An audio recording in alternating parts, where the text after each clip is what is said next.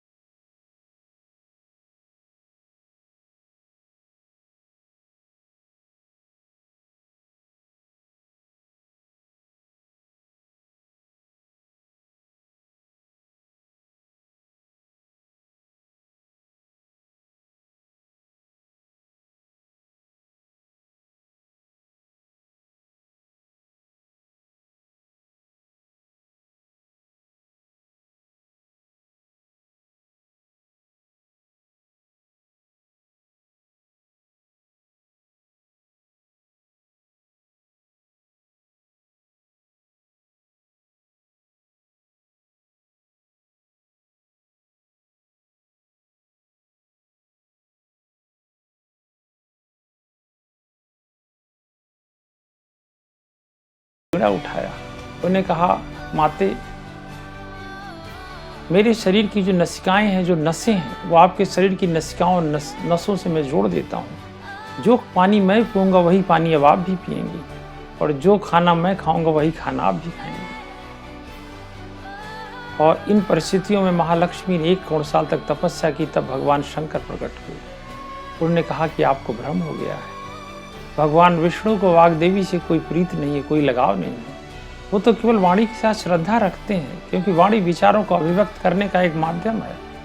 अगर वाणी नहीं होगा तो विचार निष्प्राण हो जाएंगे, उनकी उपादेयता नष्ट हो जाएगी, और कोई भी आदमी कितना भी विवेकवान हो, अगर वाणी का माध्यम उसके पास नहीं है तो अपनी बातों का प्रकटीकरण नहीं कर सकता है। उनकी बात सुन के महालक्ष्मी वापिस विष्णु के पास लौटती हैं और पुनः उनके हृदय में निवास करने लगती हैं। भगवान शंकर ने उन्हें एक और वरदान दिया कि सिर्फ देवता ही नहीं, देवता की पत्नियों को भी वाग्देवी का आश्रय मिलेगा, वो भी वाणी से अपनी बातों को प्रकट कर पाएंगी।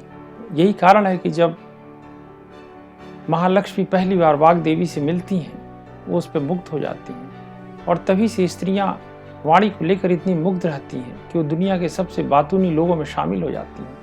आज भी पूरी दुनिया में गपशप करना, बात करना, गपशप करना, मजाक करना, गॉसिप करना, अगर इसे देखा जाए एक मोटे नज़रिए से तो स्त्रियां इसमें काफ़ी पारंगत मानी गई हैं। क्योंकि महालक्ष्मी जब वाग्देवी से परिचित होती हैं, वो खुद भी वाग्देवी पर मुक्त हो जाती हैं। लेकिन तुमने एक चीज़ गौर किया होगा कि जिस वृक्ष के आश्रय में बैठकर उन्होंने 1 करोड़ साल तक तपस्या करी, वो कौन सा पेड़ रहा होगा?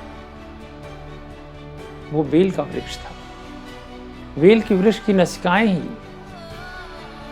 महालक्ष्मी की नसिकाओं से जुड़ गई थी, और उस नसिकाओं के जुड़ने की वजह से उनके शरीर में वही खाना और वही पानी जाने लगा था जो बेल स्वयं इस्तेमाल करता था। ये बहुत पुरानी थियरी है, ये बहुत पुराने विचार हैं। इतने पुराने विचार हैं कि इसे हम सोच भी नहीं सकते हैं कि वृक्षों में भी जीवन हो सकता है। लेकिन वृक्षों में जीवन की बात पश्चिम के लोगों ने भी स्वीकार करी। एक भारतीय वैज्ञानिक जे.सी. बोस के दिमाग में ये बात रही होगी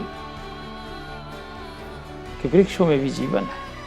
लेकिन ये बात हमारी पौराणिकता में हजारों साल पहले तब इंगित करी गई थी जब श्री शैलम पर्वत के ज्योतिर्लिंग की अभ्यर्थना करते हुए महालक्ष्मी ने बेल के वृक्ष के साथ जुड़ करके उसके खाना और उसके पानी का उपयोग किया होगा।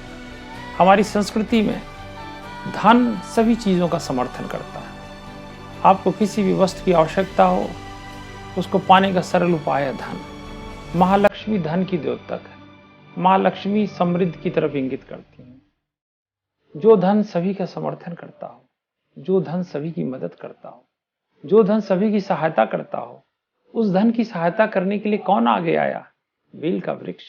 इसलिए भारतीय धर्मों में बेल के वृक्ष को कल्प वृक्ष की संज्ञा दी गई, और तभी से बेल का वृक्ष अत्यंत पवित्र मान लिया गया है।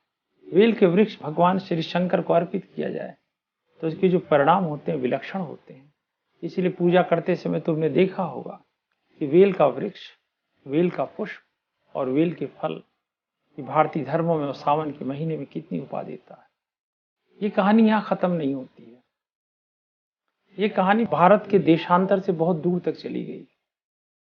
कोई भी कहानी या कोई भी घटना जो भारत में घटित हुआ करती थी, प्राचीन भारत में उसे अरब में जाना ही जाना था, क्योंकि भारत के बाद अरब की संस्कृति ही सर्वाधिक विकसित मानी गई थी।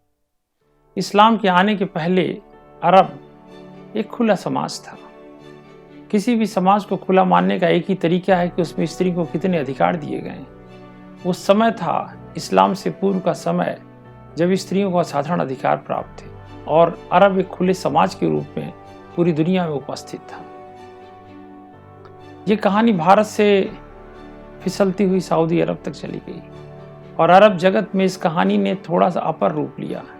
तुमने सुना होगा अरेबियन नाइट्स की कहानी है जिसमें लैला और मजनू अपने निवास से थोड़ा बाहर एक जंगल में प्रणय निवेदन कर रहे थे। अचानक लैला को उसकी माँ ने बुला लिया। उसने मजनू से कहा कि तू यहीं मेरा इंतजार करना, थोड़ी देर में मैं माँ से मिलकर आती हूँ। लेकिन लैला बहुत समय तक लौट कर नहीं आई। दिन गुजरे, महीने गुजरे, साल गुजरा। आखिर मजनू ने लैला के इंतजार में एक पेड़ का आश्रय लिया और उसी के नीचे बैठ गया। खाना क्या खाता, वो पानी क्या पीता। उस पेड़ ने मजनू की मदद करी, उसने उसकी सहायता करी, उसने अपनी नसों को मजनू के शरीर की नसों के साथ जोड़ दिया। धीमे धीमे मजनू वृक्ष के रूप में रूपांतरित होता चला गया। तुमने देखा होगा भारतीय फौज जब कपड़े पहनती है ऑलिव ग्रीन किस्म के कपड़ों से वो ऐसा लगता है मानो वो झाड़ झंकाड़ के बीच फंसा हुआ कोई आदमी है। इसी तरह से मजनू की स्थिति हो गई, वो भी ऑलिव ग्रीन में रूपांतरित हो गया। लेकिन रात को मजनू के कंठ से लैला की वाणी गूंजती थी। रात को मजनू लैला लैला चिल्लाता था। अंत में बस्ती वालों ने सुना, उन्हें लगा कोई पुरुष लैला लैला कह के चिल्ला रहा है। कहानी अंतहीन है। लेकिन तुमने एक चीज गौर करी होगी, भारतीय पौराणिकता में महालक्ष्मी की पूजा करने का श्रीशैलम पर्वत पे जो तरीका था, किसी बेल के वृक्ष के नीचे बैठकर और उसकी शाखाओं प्रशाखाओं और नसों से जो भोजन ग्रहण करने का तरीका था, ठीक वही तरीका अरब जगत के अरेबियन नाइट्स की कहानी में भी उद्धृत की गई है। इन कहानियों ने 2-3 चीजों की तरफ संकेत दिया है। पहला संकेतक, वृक्षों में भी जीवन है। दूसरा संकेतक, वृक्षों में भी चेतना होती है। और तीसरा संकेतक, अगर मनुष्य वृक्षों की सहायता कर सकता है तो वृक्ष भी मनुष्य की सहायता कर सकता है। इसलिए मैं तुमसे प्रार्थना करूंगा कि जब भी तुम सावन में भगवान शंकर की अभ्यर्थना करो, बेल के पत्तों को लाओ, कम से कम 3 पत्ते, 5 पत्ते, 7 पत्ते, 9 पत्ते, 11 पत्ते, 8 नंबर से भी पत्ते होने चाहिए। और इन पत्तों पर चंदन की मदद से भगवान शंकर का महामंत्र लिखो, ओम नमः शिवाय, और उससे प्रभु के महालिंगम को अर्पित करो। जीवन असाधारण ढंग से और गुणात्मक रूप से बदलने लगेगा। ये रूपांतरण तुम्हें भारतीय धर्मों के सबसे विहंगम देवता भगवान शंकर की ओर करीब ले जाएगा। सावन के इस महीने में मैं तुम सबको आशीर्वाद देता हूँ। हरि ओम।